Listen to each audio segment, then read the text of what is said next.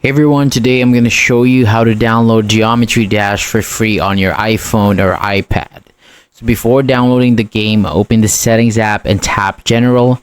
Select Software Update, then check that your device is running to the latest available iOS version. You can also turn on automatic updates to keep your device updated. Next, return to the general settings and scroll down to VPN and device management, and then check whether a VPN is connected and then turn it off if it is necessary. Also, make sure that your internet connection is stable so the download will not be interrupted. And once everything is ready, open the App Store and tap the search button and then type Geometry Dash into the search bar and start the search.